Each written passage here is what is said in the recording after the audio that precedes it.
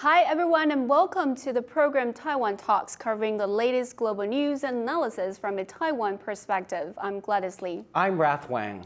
As Chinese President Xi Jinping takes center stage at the 20th Party Congress that is set to begin in Beijing on October 16 for a week, we will explore his greed and power and what implications this has for Taiwan and the region. Today we're joined in the studio by two international affairs experts. First, we would like to introduce you Ambassador Leonard Chao. Now is the International Affairs Committee Chair at the Taiwan People's Party, and he was the former ambassador to Swaziland, now known as the Kingdom of Eswatini, and former director of the Political and Congressional Affairs Division at Taiwan's Representative Office to the U.S. And we are honored to introduce you Stephen Tan, now is the Managing Director of the International Policy Advisor Group. Both are Taiwan-U.S.-China relations expert. I spoke earlier to Ho-fung Hung, professor in policy economy and the editor-in-chief of Asian Perspective at the Johns Hopkins University, the author of Clash of Empires, From Chimerica to the New Cold War, and City on the Edge, Hong Kong under Chinese rule. And I also spoke earlier to Riley Walters, deputy director of the Japan Chair at the Hudson Institute, both of whom are political experts based in the Washington, D.C. area. We'd first like to discuss the current state of Chinese affairs and the direction in which the CCP is leading its people. Yes, so Ambassador, the first question to you, we'd love to know your opinion on the current upcoming CCP 20th National Congress. What do you see? Has the Chinese economy play a role in the so-called Chinese dream, where the Chinese President Xi Jinping, when he took the power back in 2012, and then he raised this ambitious Chinese dream? So far, what's the impact? Well, okay, well, as a matter of fact, many years ago, Xi Jinping, China, under Xi's leadership, he has repeatedly announced and reiterate the focus on the so-called the great rejuvenation of the Chinese people, and ever since he has done a lot of things to make it come true. And for about as for this CCP's 20th National Congress. Well, now that Xi Jinping, after this Congress, as being foreseen, they anticipated, he is going to on the so-called the unprecedented, the third consecutive term of his leadership. So after the re-election of the Xi Jinping, with his power further consolidated, he tried more than he can, to make sure this goal will be achieved in the future. So about I think the two major challenges facing his next term, I think number one is the Taiwan so-called Taiwan issue, how to get it solved, and as a promise, peacefully. Okay, we can talk about that later. Right. And the other challenge is facing the economy, facing the Chinese, actually the economy problem stems from the two reasons. Number one, the U.S.-China trade dispute has been, bothering, the both countries for the past 3 or 4 years. And the second is rather, recent phenomenon that, as we all know, the zero COVID policy has, locked down tens of millions of Chinese people. I've heard, honestly speaking, a lot of, comments from my friends, Taiwanese friends, yeah, who have done some business with China, and even some Chinese mainland friends over there. They're complaining about their life, being seriously and gravely affected. And the lockdown has, also not only locked down the cause some inconvenience for tens of millions of people, but also has devastated the Chinese economy, going down to the drain. Yeah. I think the most recent figure shows that the GDP growth rate as being foreseen by about 3%, for the coming year, now has been downgraded to some. The recent figure is at 2.82. I just heard that over the lunch meeting. Right. Okay, that so it's a devastating the influence to the Chinese economy. So I'm sure that after the 20th Congress, Xi Jinping is going to face with these two challenges. But we can, I think it's going to be a tough mission for him and his leadership groups. Right. So by examining the agenda, the priorities, would you see they put Taiwan as the first priority? Well, I don't know if Taiwan is the first priority for China, but Taiwan has always been one of the main concerns or centerpieces of whatever that is called, the Great Rejuvenization or China's Grand Plan. No timeline set yet, but it's always been there.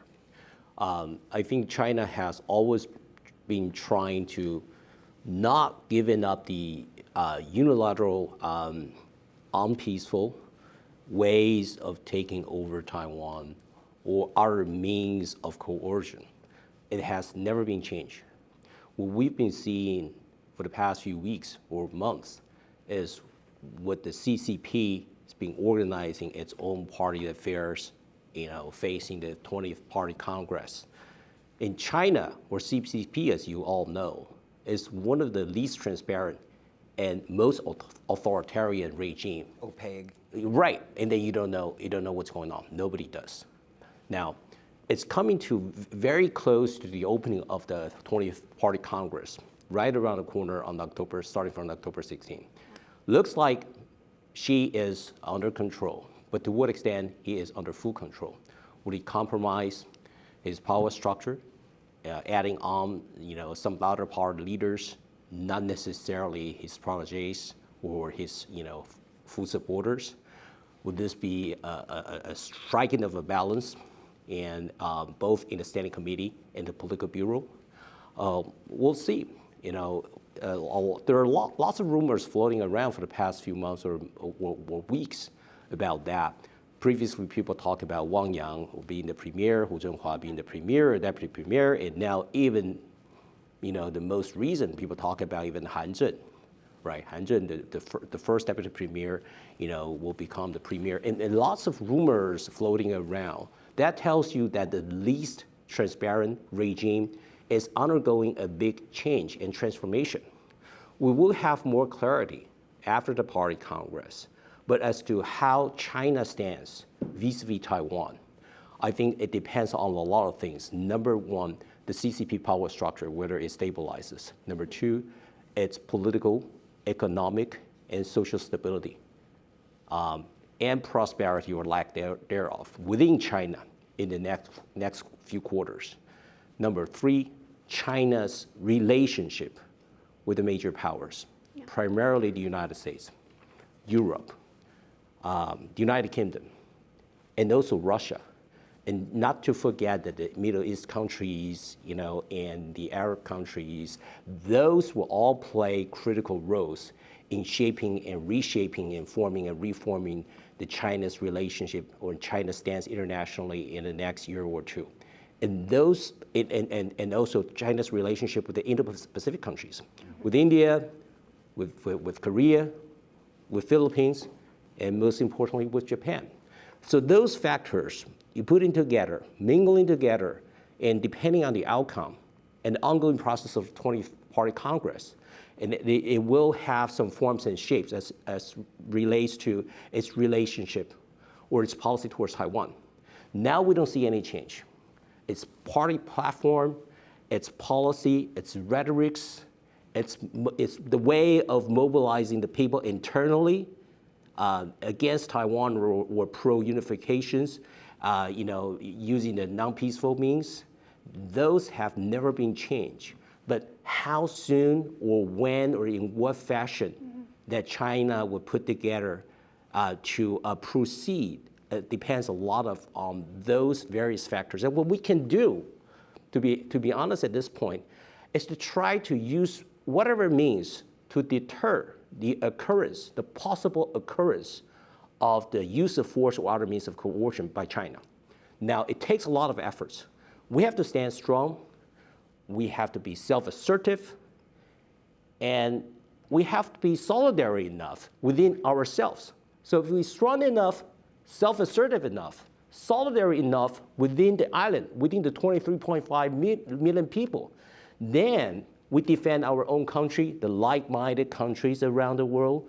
will come to the rescue, will come to help Taiwan. So I think that is critically important, that we first have to come together as a people, as a nation, have a better sense of community to defend ourselves. So for talking about how Taiwans are going to work with the allies, we'll come back to that. So we still have more interviews with other experts. We will. Let's now hear from Ho-fung Hung, professor in policy economy at Johns Hopkins University, a longtime China expert. I asked him about the alleged power struggle within the Chinese Communist Party as Xi Jinping works his way to secure a third term and the implications this has for the region. Let's take a look.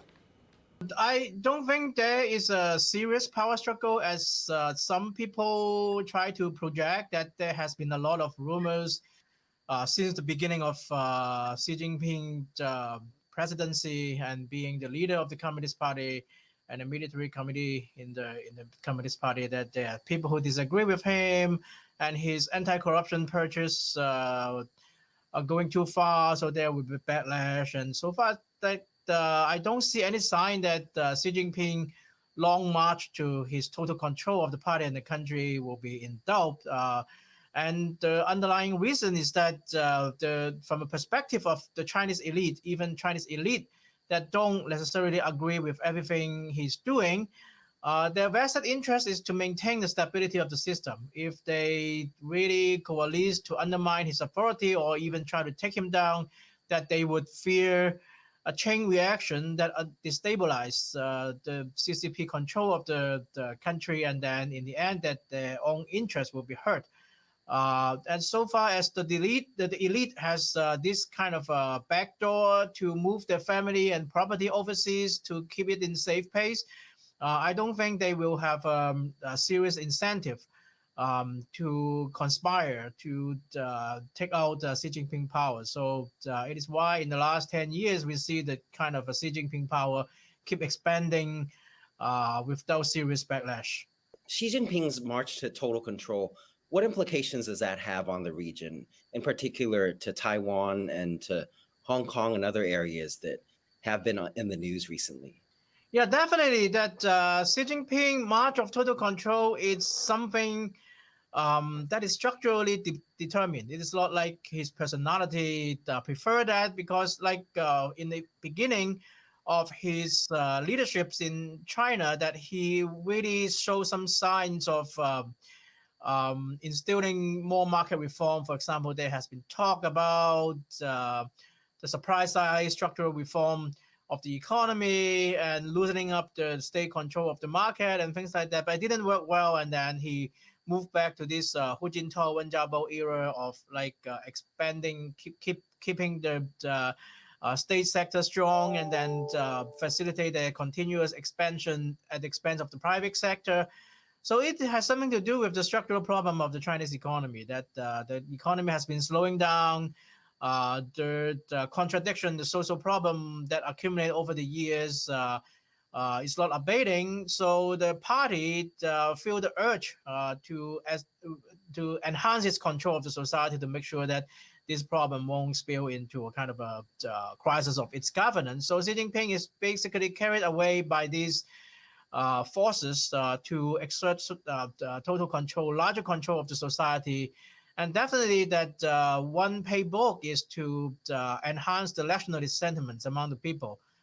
So even though the economy is slowing, is not as prosperous as before, the party can still tell the people that China is strong in the world stage, can actually defy the interests and the opinion of a big power like the United States. So it is why the one reason why it did what it did over Hong Kong and Taiwan and its periphery becoming more assertive. So nationalism is definitely lead to be on the rise to keep the CCP legitimate for economic slowdown to abate the years to come. So even with the Xi Jinping's power using, in particularly Taiwan region and countries. From the 1990s, after the end of Cold War and after 1989, the Tiananmen massacre, the CCP's source of legitimacy among these people is rapid economic growth. So double-digit economic growth for a long time, and everybody, even though there's inequality and all problem, and people can always look forward to kind of a rising tide of the economy that lift up everybody. So this expectation is like give the people's hope and expectation, and then keep the legitimacy of the CCP strong among the people. But now with the slowdown that actually started long before the COVID, that the slowdown actually started around 2010 and 2011, they try all kind of means to jumpstart the economy again to back to a the high speed growth, but it didn't work out, and it keeps slowing down and slowing down. And now the property sector crisis and all these economic problems. So the CCP need to find a new source of legitimacy. And electionism is, of course, a kind of a very convenient alternative source of legitimacy. How do you feel Taiwan should deal with this rising nationalism, given that many analysts say it is the #1 target for Xi Jinping and the CCP?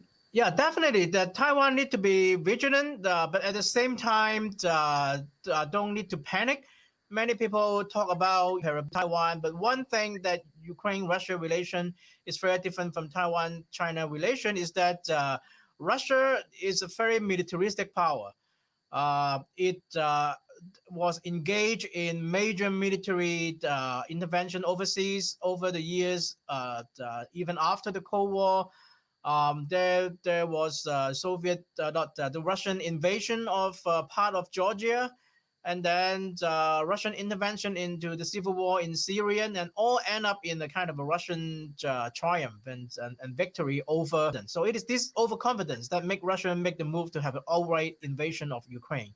While China has been much less militaristic than today's Russia. That the last time China engaged in a major military intervention overseas and mobilization is the war with Vietnam in 1979. And the last time the PLA has a major military mobilization is 1989, which is against its own people. So I don't think the CCP, if they are cautious and rational, would feel that they are confident enough to have an all-out invasion over Taiwan. And at the same time, now with the whole world finding the China aggressiveness in the region and in the world, very difficult to swallow, and then the whole world is behind Taiwan now. That so that Taiwan got the support that it is unprecedented level. That not only Japan, but also U.S., Europe, and Australia, they're all becoming more and more committed in aiding Taiwan in building up its defense. And of course, in the end, it is up to the Taiwan people and the Taiwan government to show up its defense and deterrence against any invasion. But now the international environment for Taiwan is very good, and it hasn't been that good for a long time. So you just heard from Professor Hung on what implications a potential President Xi Jinping third term has for Taiwan and Asian geopolitics. So Stephen, the question goes for you. We are curious in the face of an ever-aggressive China as Xi Jinping and the Communist Party ramps up its nationalist campaign. What do you see the impacts to Taiwan, and are we going to focusing on working up with the like-minded allies? Well, I think the nationalism of China has always been there. The more problematic China is, the more escalated the nationalism, the Chinese nationalism will be. So you see, if the economic downturn and social turmoil going up, and then you will see more nationalistic, momentum building up in China. So previously you see a lot of protests against Korea or Japan has been masterminded by the authority, the CCP. Now we're monitoring as to see whether the escalation of the nationalism will be occurring post the CCP's 20th Party Congress. How does that affect Taiwan? Well, I think there's no doubt that, as I just pointed out earlier, that China wants to take control and take over Taiwan. So I would not take too much weight on China's escalated nationalism in that regard. What we can do is do the best that we can to build up our own sense of community, as you just pointed out, and also develop our own strength, both economically and socially, and what we stand in the world. which is the freedom, which is democracy, which is rule of law, which is the way of living. You know, the only Mandarin-speaking nation in the whole world that's fully democratic and to the highest degree and level of freedom. And that itself, stand out in the whole world, and not just semiconductors, not just the high technology, but it's also a way of life that people can see that we put together. 23.5 million people have been putting together over years and decades, and that is something that will keep us going, not just to develop the economy, not just have a better, stronger sense of community to defend ourselves, but also the spirit, the way of life that we enjoy for the decades. And so I think in terms of China, invading Taiwan, what we can do is to demonstrate this is what we do, this is what we do here, so the like-minded countries will come around and to come to share their lives and their views, and vice versa. And I think that's the best recipe going forward. Right, but speaking of the sharing common theories or sharing philosophies, Ambassador, how do you see any changes after Chinese President Xi Jinping's re-election? Well, okay, a lot of things remain unchanged. Well, first of all, I would like to emphasize 2 points. That as a former, foreign service officer of Taiwanese government, working in Washington, D.C. and some other places, I would like to, with due respect, that the Professor Hong mentioned earlier that he was making a comparison between Russia and China in terms of the invasion. Okay, I would like to make a comparison between Taiwan and Ukraine. Although we have heard repeatedly Taiwan is not Ukraine, I would like to further reiterate. Let's be more practical. Ukraine has a lot more diplomatic countries around the world. Okay, diplomatic relations with. And although you mentioned about the like-minded allies, I would like to politely, if I may, make correction. They are not Taiwan's allies. Okay. They don't consider they are Taiwan's allies. They only consider with their interests. That's right. But maybe not the like-minded. That's right, exactly. So they're like-minded, all right. As Professor Tan mentioned that, right. Economy and democracy and some of the basic ideology. But in the real diplomatic community, we do not have, I repeat, we do not have diplomatic ties with all the countries in the world. Okay, as you know, that's a very sad reality, but we have to face it. So first, I would like to emphasize for self-defense as the subject, literally speaking, self-defense. Now, I would like to ask, but can we rely on other countries' help for our self-defense? We have to depend on ourselves, as Professor Hong and Mr. Tan mentioned that. So I don't want to repeat what already been mentioned. We do have aid from, say, the U.S., with the Taiwan Policy Act. That's right. So, and secondly, continuous. That's right. Secondly, that although recently we have kept hearing some very pro-Taiwan statements, from certain countries' leaderships, including the brand new, the very fresh new Prime Minister from the UK, Liz Truss. Okay, now so these kind of words really they can cheer us up. Okay, very encouraging, very inspiring. But what we need at this point of time is that we need some tangible and real actions, from those countries. Would that be like a mutual defense treaty or well, arms? I will not go that far, but I will not go that far. But I think in the meantime that, for take one thing, for example, during the, Russia-Ukraine war, we have seen so many countries' leaders, nearby Ukraine. Like the Prime Minister of German and a lot of all countries' leaders, Prime Minister or President, they keep visiting Ukraine to give pep talks to Zelensky. But can we foresee any neighboring countries in this part of the world, like a Korean, President or Japanese Prime Minister visiting Taiwan to give us pep talk? We all know the answer. So that's we have a to good be. point. Even some Asian countries' president went to Ukraine. That's right. So that's but can we expect those countries, in our part of the world, they'll come to visit the Japanese Prime Minister, will come to visit us? Can we rely on them? That's right. So I think we'll have to. Of course, I would like to say in conclusion, because the MOFA, I think the MOFA's job is going to get tougher, Ministry of Foreign Affairs, and I assume that MOFA has done the best they can. But at the same time, Taiwan is a multi-faced, highly, very, it's an amazing country. That I think some of the NGOs, for the sake of our defense, facing the future challenge from China, I think I'd like to mobilize, if I may, okay, at this point that all the NGOs and some of the individual elites from all walks of life in Taiwan, they should team up with our government, okay, to make Taiwan's voice better heard throughout the world. Yeah. We call for some, okay, we appreciate those words of friendship, words of help, but rather we need some more actions, some more support.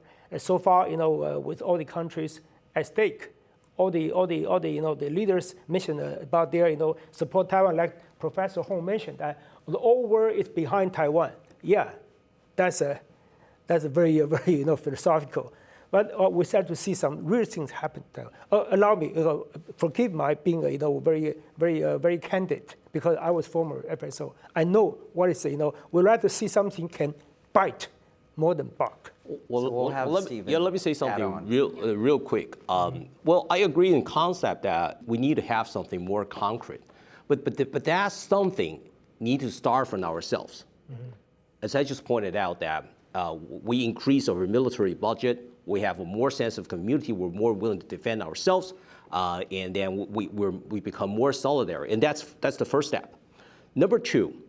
In the United States, the current draft that's sitting in the Senate, the Taiwan Policy Act of 2022, that's substantive enough. That's concrete enough.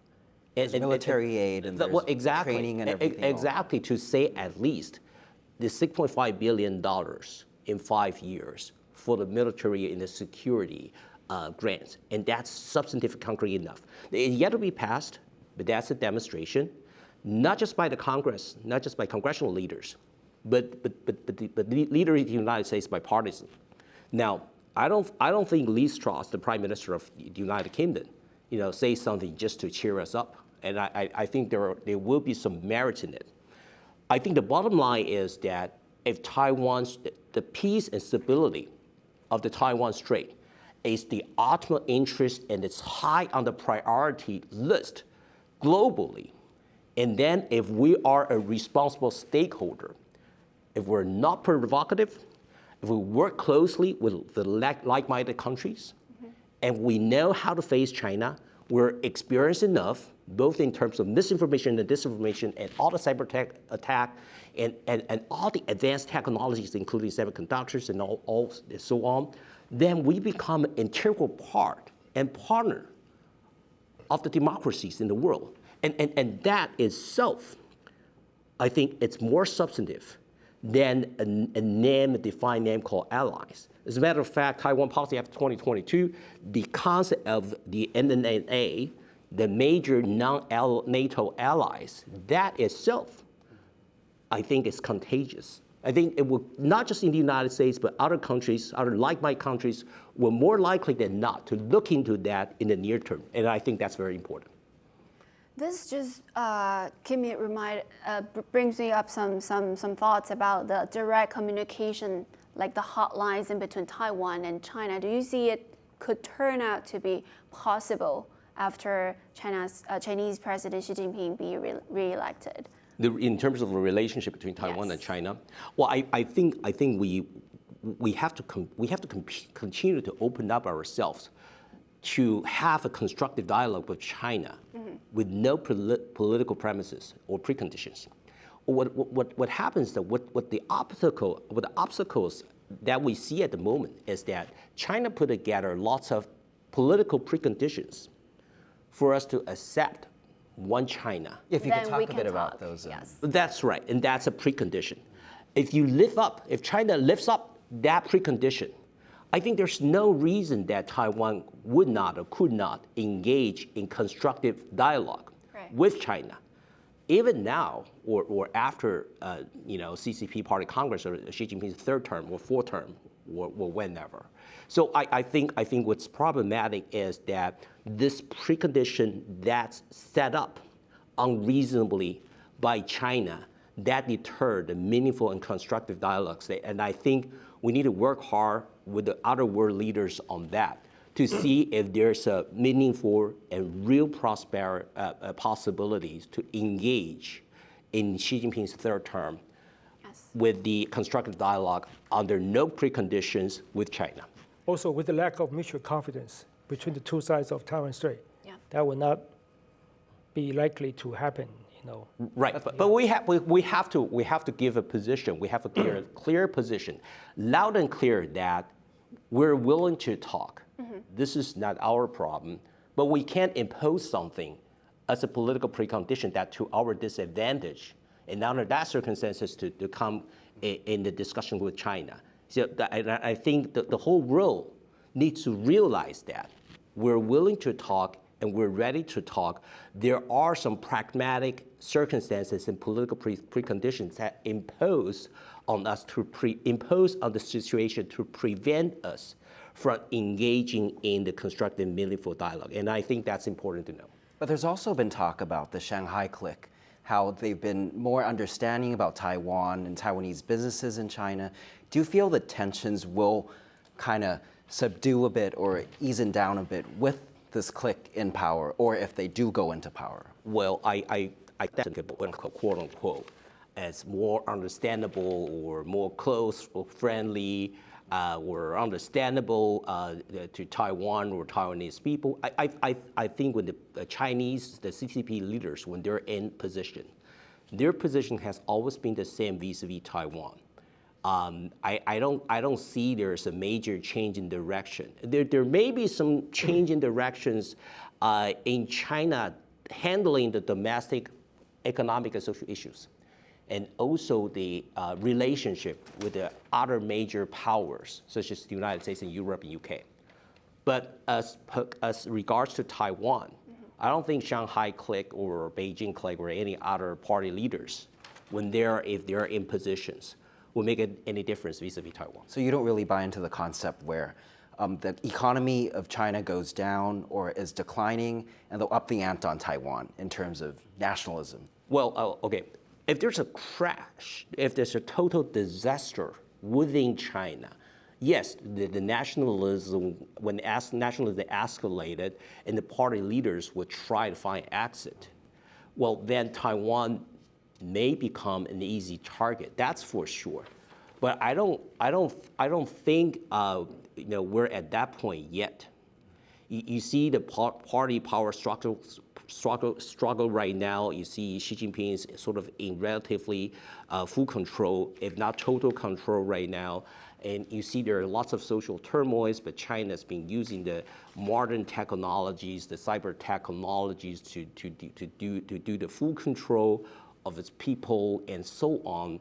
And you don't see a more escalated nationalism towards getting towards an antagonism against Taiwan or using Taiwan as an accidental excuse.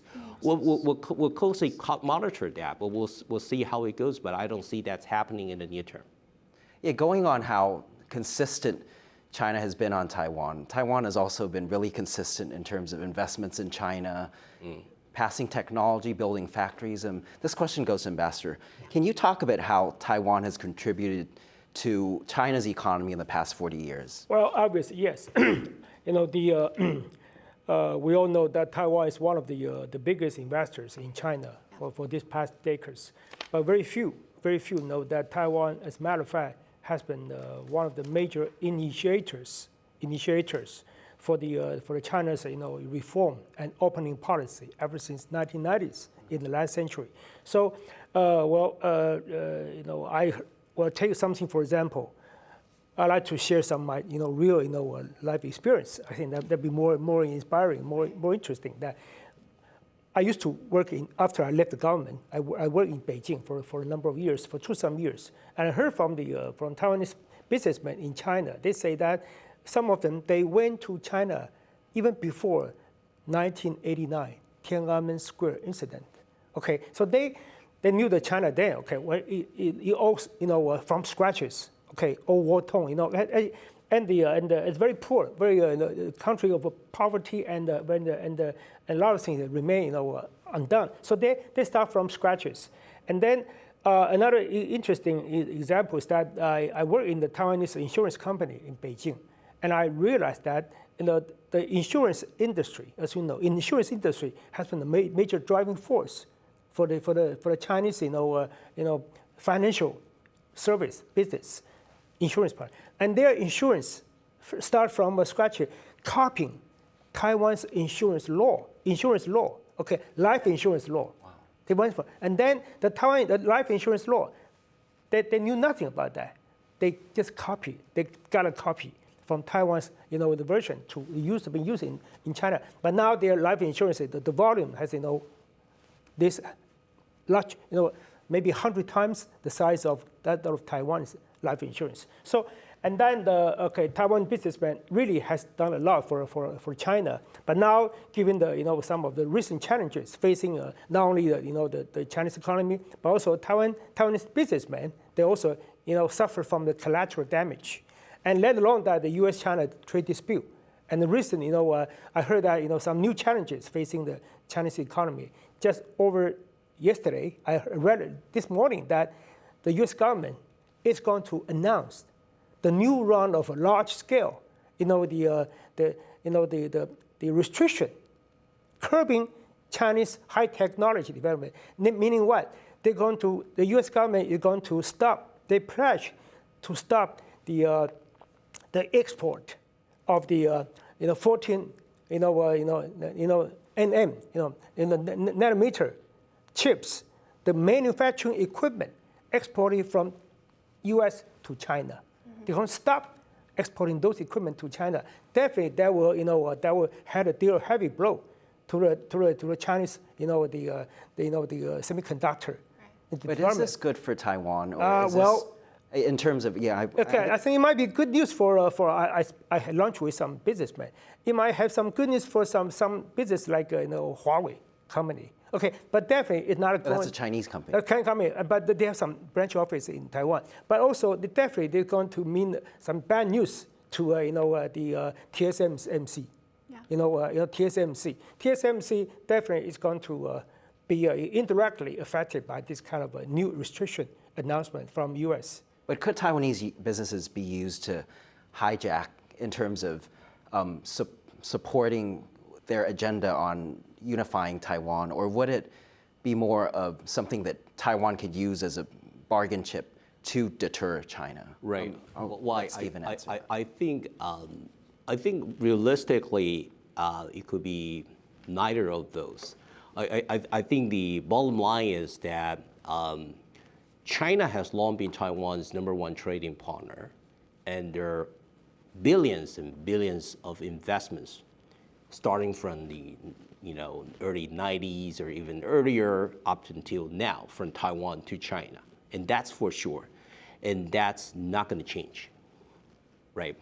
The private sectors are savvy enough, sophisticated enough to try to figure out to maximize their profits. So, has always been looking for, a better ways of operating business. Each business or each company has a different strategy. You see recently there has been some diversification efforts to places like Vietnam or Southeast Asia, or back to Taiwan or even the United States, or different business models that's operating in and out of China, and that's been ongoing. I don't think the government should interfere too much on that. And the private sectors of the business will be sophisticated enough to figure out a way. But Rath, what you pointed out is that would this be held hostage? Would the Taiwanese business will be held hostage by the Chinese authority against Taiwan to promote unification? And I think that is a tricky question that you would need to run another show to just talk about that. I hope not, but in reality, that it is going that way. It varies a lot and it progresses, but we just have to be very delicate and sensitive enough to deal with that on the case-by-case basis. Would this be a leverage? I don't think so. I think we just need to have the trade and investments and business flows as it is, and I don't think the government or any governments will get interfere into that to lead the way or to point out the way to do this or not to do that, as to whether it will be a leverage or the other way around or a hostage in this sort of the China-Taiwan, warfare and unification versus independence and all that. It remains to be seen. Right. I think today both Stephen and Leonard gave us great points to talk about the regional peace and also stability. But we still want to hear more about the interview on how are we going to work on this, the regional peace and stability. With our closest allies. Yes. In terms of geography as well. Right. Speaking of intensified Chinese aggression towards Taiwan, let's hear from Riley Walters, Deputy Director of the Japan Chair at the Hudson Institute, on the important role Japan plays in the region. Hudson also recently received a complaint letter from the PRC Embassy in Washington, D.C. for speaking out on China's recent actions in light of former Secretary of State Pompeo's visit to Taiwan, who was also a distinguished fellow at the Institute. Let's take a look. This September, Japan actually celebrated the 50th anniversary of when it diplomatically recognized the PRC. Things have really changed over these last 50 years, and really over the last decade, even so, the relationship between Japan and China has really deteriorated. Mostly, I would argue, because of the way that China has been changing. Its more aggressive nature in the Indo-Pacific, its rush to acquire various minerals and energy reserves within the East China Sea, South China Sea. And it's really upset its neighbors. And so to see Xi Jinping come now and sort of solidify his rule as for another term, I think really, I think it solidifies a lot of the thought that people have of the way that Chinese leadership is heading toward a more authoritarian system, led by really one man. Despite all the talk of politics and in-party politics in Beijing, I think it still really comes down to one man, and it's really upsetting, I think, for policymakers in Washington and in Tokyo. There also have been voices that have said that this aggression has come because Xi Jinping is trying to secure his third term. Do you feel that there'll be less aggression once Xi Jinping secures that after the party congress? I would err on the side of caution, because he is now more powerful, I think, than he ever has really been before. I would say really the aggression that we've seen most recently probably has to do more with the increasing tension with the United States and partners in the region, coupled with China's own economic slowdown. This is obviously a lot of Xi Jinping's legitimacy rides on domestic stability and foreign stability to a certain degree as well. And these things are changing underneath him. I would actually say that as these things continue to deteriorate because of their own aggressive nature, that they might even double down. China will become, I think, more aggressive in its rhetoric, be more willing to take economic coercive action against those in the region, particularly Taiwan. Speaking of doubling down, how do you see the U.S. working with Taiwan and Japan to counter this and to be able to, as you mentioned, the economic aspects and make sure that business can function as usual? Well, I'll start with Japan just because later this year, the Japanese government will be updating their strategic documents, most notably their national security strategy, which I think will feature China as a major focus in these documents. And it'll be aligned very similar with, I think, what the United States is thinking on sort of the regional security and national security of our two countries. And so I think there's a lot of opportunities for the US and Japan to work militarily, economically, and maybe internationally as well, with third parties like Taiwan.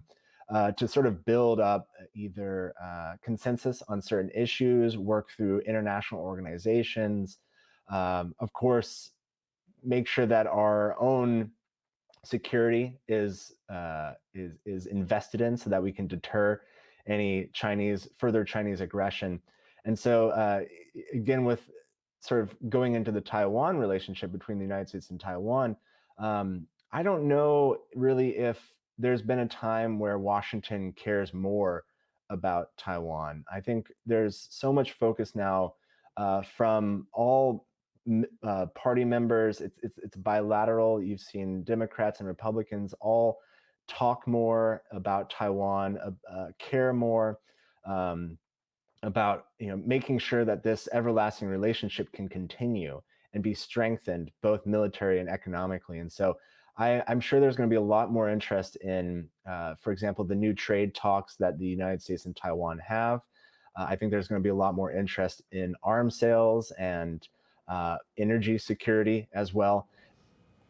We just heard from Riley Walters. Ambassador, Riley mentioned that U.S. support for Taiwan is an all-time high. Sure. But this November, there'll be the midterm elections, and many analysts have predicted that the Democrats could lose the House. If, in that case, what would happen to Taiwan support, and do you see policy towards China and Taiwan changing? Well, I'd like to say that the so-called supporting Taiwan, pro-Taiwan, has become over the past few decades become a non-partisan or bipartisan consensus throughout the U.S. Congress as well as the executive branch administration, because of my life experience, when I was in Washington for 2 tours, I witnessed sometimes in this term the Democratic Party or with majority party of the House or the Senate, maybe next administration they'll take turn. But whatever, it doesn't matter which party rules the Congress. Over the past, nearly 50 years, there has, constitute, a nonpartisan consensus. Okay, now, but having said that, I don't mean to suggest that we can, sit back and take the U.S. support for granted. A lot of things remain to be done, between the U.S. and Taiwan. The U.S., I would believe that the Biden administration would like to do a lot of things helping Taiwan. But given the current context, the relation between U.S. and China, they're facing a new turning point. As you know that after the recent meeting between the Blinken and Wang Yi, in New York, I think we're about to see that some new summit meeting between the Biden and Xi. So you think there'll be change as a result? I think not change, dramatically, but somehow they're going to rearrange the new relations. As I always like to remind our people that don't be misled. Don't be misled by the superficial appearance that the U.S. and China, their confrontation between them. I would like to say that not only 1 C confrontation. U.S. is adopting 4 Cs approach to China. Namely, confrontation is one, but secondly, cooperation, and then compromise, and fourth, communication. So it's going to, I think, U.S.-China relations will, after the CCP Party Congress, they're coming back to the normal track, meaning that primarily confrontation, a competition, or a cooperation, but with communication in between. Communication, they keep communicating. Whatever is good news or bad news, we keep talk. So I think that's something, U.S. has this China, factor to keep in mind. So dealing with Taiwan, they have to, make some minor, So you don't think there's going to be a change? No, that'll be a change. I think they'll remain, unchanged, primarily. But some of the detail work maybe need to be, fine-tuned. So, and I think from Taiwan's perspective, I think we need to do a lot more. Keep up the good work with the U.S. Congress, but also U.S. administration. You have to work on the U.S. administration. I always emphasize, although I used to be in charge of both pre-session and congressional liaison in Washington, but I think the U.S. administration is always the major player. The name of the game for any bilateral relationship between, given the nature of the U.S.-Taiwan relations, I think the chips goes to the administration's hands, not to the Congress. the chips go to their hands, and namely, the White House, NSC, and State Department.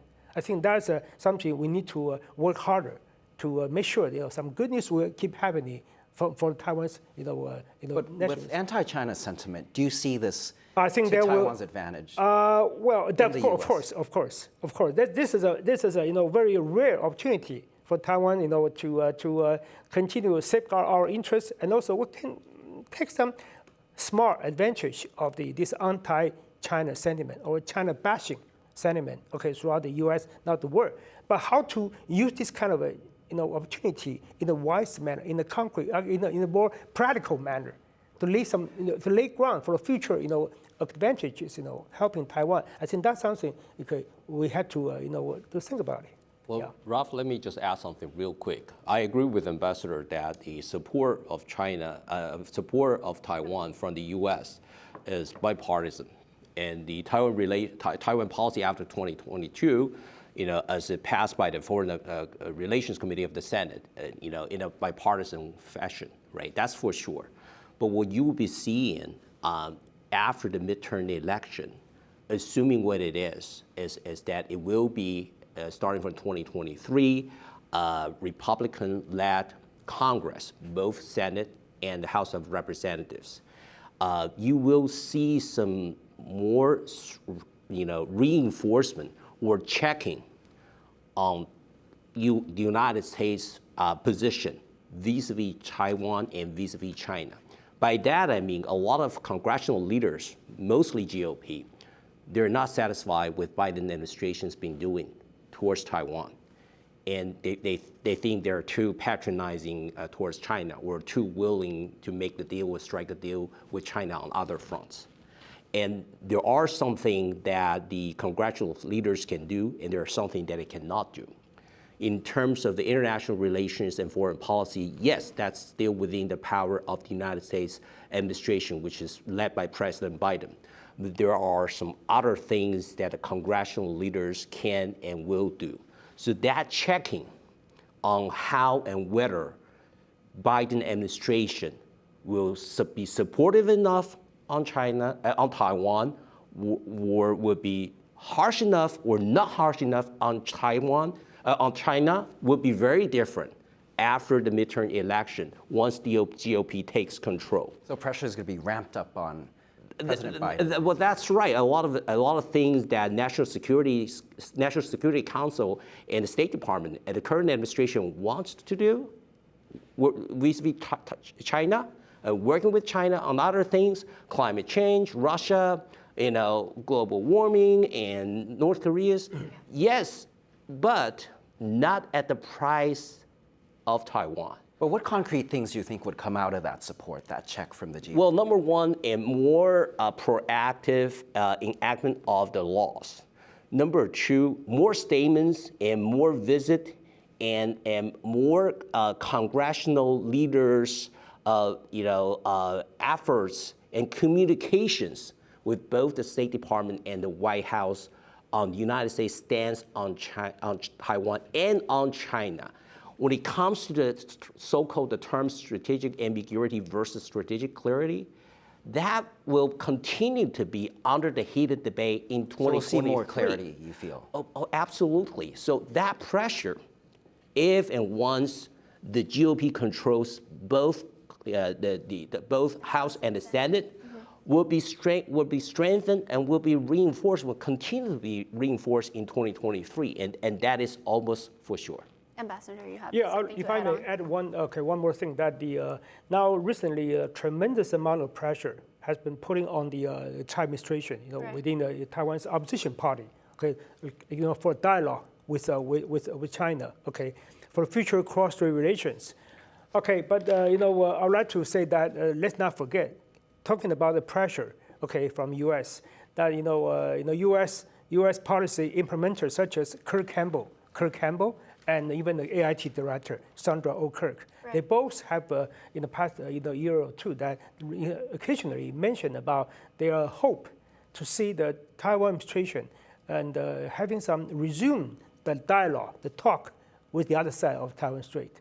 That's the cross-strait talk, the straight talk. That would be, I I'm not, if I guess right, but I won't be surprised that the so-called Cross-Strait talks has been, suggested publicly by the U.S. administration, Kirk Campbell and Sandra Kirk. But now the Taiwan's opposition party, opposition, people had put on pressure on the administration. So this we have to be prepared. Like we've been that mentioned earlier that about the possible dialogue between the two sides. Now, which side is going to begin? I won't be surprised because in the past, in the last century, Reagan administration, former Secretary of State George Shultz has also, announced, publicly that they should like to see that Taiwan is going to have a talk with China. I think for the sake of, diluting the potential pressure, geopolitical pressure, the war pressure, okay, in the Asia Pacific, Indo-Pacific area. For the U.S. interest sake, they like to see that any diffusion of this kind of time bomb will be happening. Yeah, but I think this is under the condition that there is no unreasonable political preconditions that China imposes on Taiwan in advance of any meaningful political discussions or negotiations between the parties. I think the United States alternative. Well, I think the United States administration has made it very clear that unreasonable political preconditions imposed by China would be something that deter the meaningful dialogue and constructive dialogues between the two sides of the Taiwan Strait. And I think it remains to be the same. I don't think Taiwan is refusing or declining or trying to make it harsh or difficult to meet and greet and discuss with China in a meaningful fashion. But this is the whole thing about the one China political precondition that imposed overwhelmingly that the United States administration, including the White House, the National Security Council, and State Department officials, have been fully aware of the existence of that. So encourage the dialogue is one thing. Asking to do something that is beyond the control and beyond reasons is another thing. And I don't think we got to that. And I think the United States is fully aware of the difficulties and challenges in which the unreasonable political preconditions that China has imposed so as to make this dialogue impossible. So we'll see how it goes in 2023. So if we are making some